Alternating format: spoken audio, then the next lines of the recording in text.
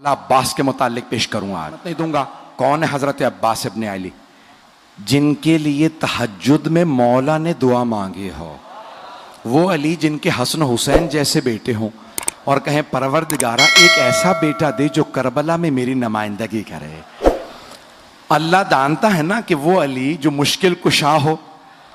آج علی مانگ رہے ہیں, اب اللہ نے علی کے حساب سے عطا کیا.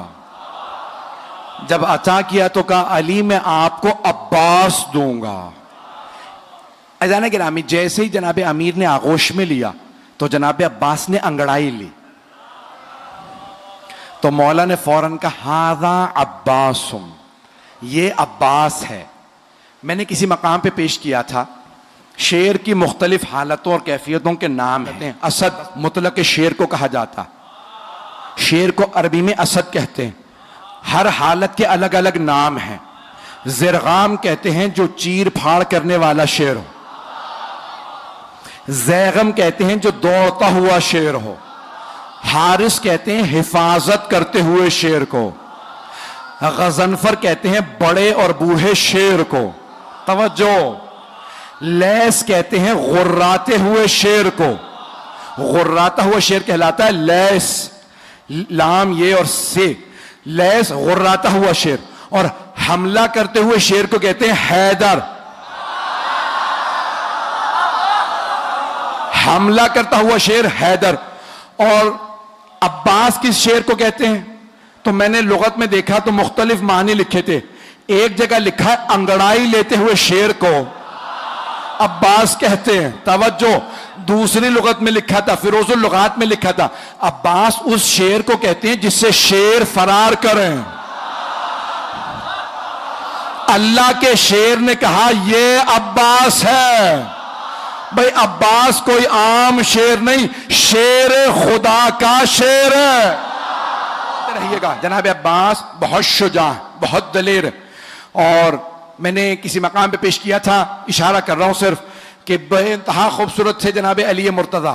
اور سب سے زیادہ آپ کی آنکھوں کی تعریف کی گئی ہے. مولا کی آنکھیں بہت بڑی بڑی تھی, اور جب آپ میدان جنگ میں جاتے تھے نا تو آپ دانت بھینچ لیتے تھے. جب ذوالفقار کھینچتے تھے نا تو دانت بھینچ کے ذوالفقار کو کھینچتے, آنکھیں سرخ ہو جاتی تھی. اکثر لوگ آپ کی آنکھوں کو دیکھ کے وہیں مر جاتے تھے. مولا علی آنکھوں سے دشمن کو کھا لیتے تھے. بڑے بڑے سورما کا پتا پانی ہو جاتا تھا. جناب امیر کی وہی آنکھیں جناب عباس کے پاس تھیں. جناب عباس بھی مولا کی طرح نقاب رکھ کے میدان میں اترتے تھے.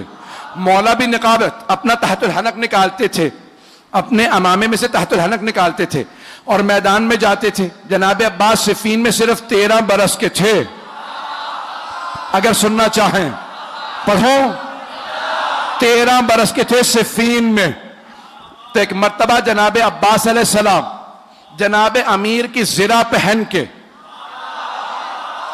مولا کی سواری پہ سوار ہوئے, مولا کی تلوار لی, میدان میں گئے. جناب عباس کی زلفیں طولانی تھی, رنگ بہت گورا تھا. تو ایک مرتبہ آپ نے تلوار کھینچی, لڑنا شروع کیا. ساری فوج کہنے لگی علی آ گئے, علی آ گئے. تو دوسرے پوچھتے پتہ کیسے ہے؟ کہ آنکھیں وہی ہیں, تیور وہی ہیں. چلیے گا. تو ایک مرتبہ جناب امیر سے کسی نے آگے کہا مولا آپ یہاں ہیں؟ وہاں میدان جنگ میں ہر آدمی نے شور مچا رکھا ہے علی آ گئے, علی آ گئے. مولا مسکرائے, کہا لڑنے والے سے کہو علی نے بلایا. جناب عباس سے کسی نے کہا آپ کو علی نے بلایا, آپ نے نقاب نہیں اتارا.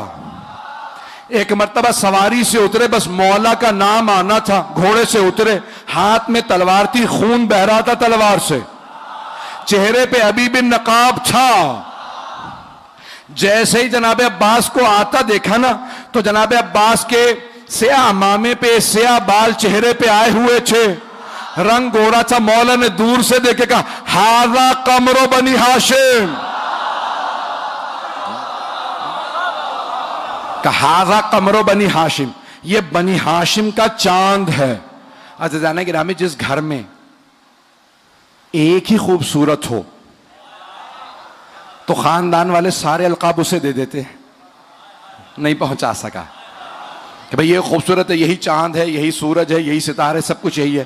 اور اگر کسی خاندان میں سبھی خوبصورت ہو، اب پہنچ رہی ہے بات، سبھی خوبصورت ہو، کوئی حمزہ ہو، کوئی جعفر طیار ہو، رسول خدا، علی مرتضی، امام حسن و حسین کے تو نام ہی حسن سے نکلے ہیں، بہت خوبصورت تھے. جہاں سبھی خوبصورت، وہاں جناب امیر فرما رہے ھذا قمر بنی ہاشم.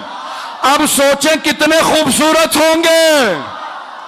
صرف آنکھیں نہیں، ناک جناب عباس کا، آپ کی پیشانی، لب، آپ کے بازو، آپ کا قد، ہر چیز دیکھنے سے تعلق رکھتی تھی. جو ایک دفعہ دیکھتا تھا وہ واپس آ کے پوچھتا تھا کون ہے. جب جناب عباس مدینے کے بازار میں جاتے تھے بازار رک جاتا تھا.